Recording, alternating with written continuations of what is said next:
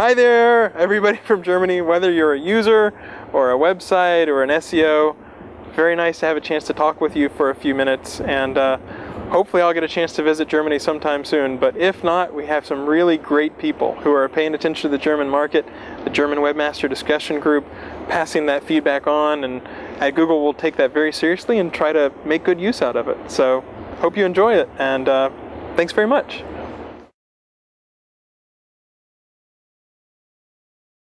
The very first time I ran across spam, whenever I started at Google, I was working on Safe Search, which was a porn filter, a family filter. And we had something in there that said if somebody has enough page rank, they've got to be clean, because who would be a porn site with tons of page rank? And a porn site was getting through the filter. And I looked at the site, and it turns out it was an expired domain, which was linked to by the W3C, which is one of the main standards body that the web pays attention to. And I remember thinking, okay, link-based metrics and PageRank are fantastic, but maybe there are some ways that dedicated attackers could try to get around that. And so it was a really big awakening to sort of realize there are ways that people can target any search engine. And that was the very first spam site I saw, and it happened to be a porn site. So it really stuck in my mind more than it would otherwise.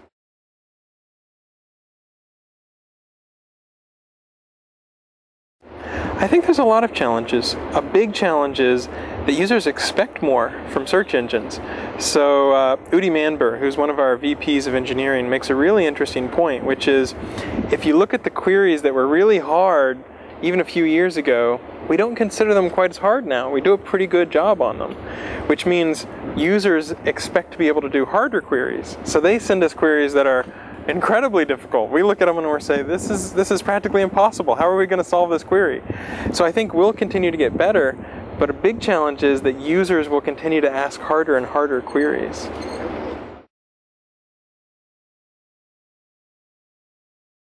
I think one of the keys has to be creative. Whenever you first start out, you don't expect that a small webmaster is going to be able to compete with a huge webmaster for a very big phrase or something like that. So if you can target a specific niche, if you can say, okay, maybe I won't go after all types of shoes, maybe I'll go after shoes for, people with big feet. I've seen small webmasters go after that niche. Then you can really target that, and once you become known as the expert in that area, then you can sort of build out a little bit. The other thing is that you can be a lot more creative and a lot faster as a small webmaster than many big sites. So I've talked to people at large sites and they said, yeah, I'm leading a multi-year project. And I said, really, what's the project? And they said, oh, we're trying to add, one thing along the top of all of our different web properties. And that's the sort of thing where it took them months to get, consensus from everybody in the organization. And so it's really nice because you as a small webmaster can run these experiments. You can try out new and different things, and if they work, you can adjust really, really well very quickly. So I think the ability to move fast, the ability to be creative and think about new techniques that a big company might not be willing to try or might not think about trying, and then the ability to just start with a small niche, start with something where you can become an authoritative resource, and then build out from there once you become known as the authority in that area. Google Webmaster Central. Yeah, I may be a little biased here, but it's absolutely the case that you can find out backlinks for your site. You can find out the keywords that people type in whenever they're searching for your site. You can find crawl errors. So if you have, broken links and things that aren't getting crawled, it's really nice to be able to find out, oh, I have these 404 errors. You can find out statistics like, how long is the delay whenever Googlebot tries to fetch your site. You can see graphs of how many pages are being fetched per day.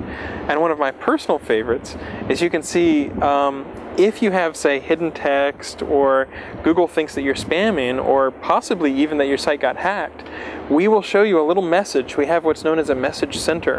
And so we'll show it in many different languages. We can show you, yes, here was some hidden text, here was the exact URL, and then once you fix that problem, you can go and file what's known as a reconsideration request. So there's a ton of great tools.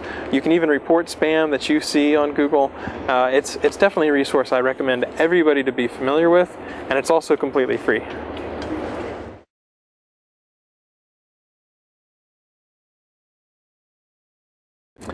Yeah, you know, every market is different, and I think that Google has to be mindful of that.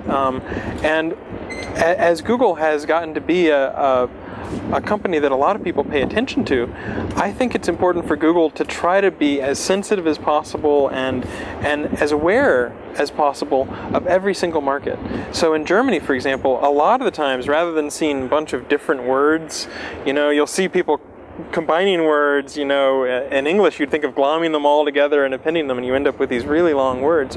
And so you do different techniques, you do different ways of doing spell checking, you do different ways of retrieving which documents are going to be the most relevant in any given language. I think it's great that Google is relatively international in terms of our Webmaster Central console, you know, supports a ton of different languages, from German to Chinese to, you know, all sorts of other languages. So I think we try to be mindful, Google tries to be mindful and sensitive and think about the different market and how to do well in each individual country. And then hopefully we also respond to feedback. So I know that we have people listening to the Google discussion groups. We have free discussion groups where any webmaster can show up and say, hey, I really want this feature, or I don't like that you did this. And we pay attention to those in the German markets just like we do in the English markets. And we get great feedback. We have very smart people paying attention there. So I'm really glad that we get good ideas and then we can find suggestions for how to improve.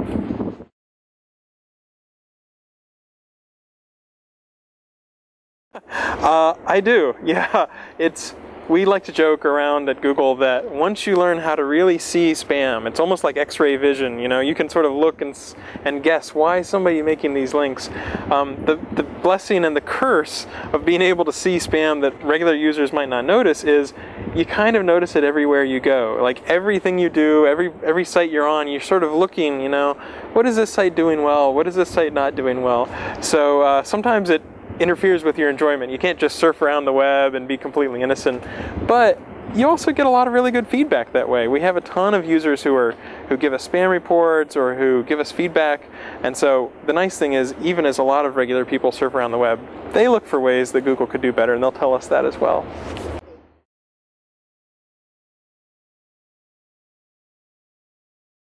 Yeah, one of my favorite questions is always along the lines of, I have a whole lot of different sites, and I've been cross-linking them together, and I'm not doing as well in Google, and actually I'm not doing as well in Yahoo either, and I'm wondering what I need to do in order to improve how my websites are listed.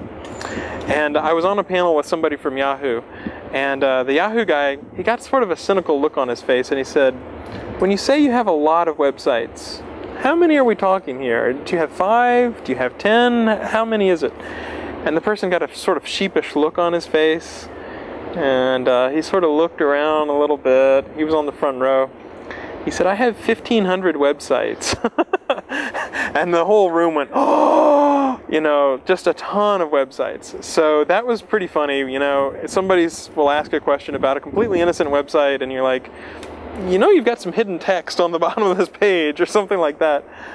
The other question that I get, which is sort of funny, is sometimes people will say or ask a question that's sort of like, how much can I get away with? You know, it's almost like a student asking the professor, well, is this going to be on the test? Okay, is this going to be on the test? And at some point you want to just say, you know, make a great site, promote it well, do white hat ways, and you'll sleep well, and you don't need to worry about how much can I get away with.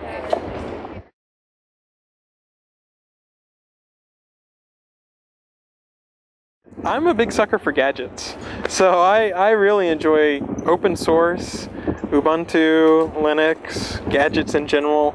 All of those are a lot of fun for me. Another thing that is kind of weird but that I enjoy a lot are plugins, and kind of any type of plugin. Firefox extensions, Photoshop plugins, Firefox add-ons, WordPress add-ons. And so I think if I had an infinite amount of time, I would spend a lot of time just writing these little plugins and extensions for all these different pieces of software.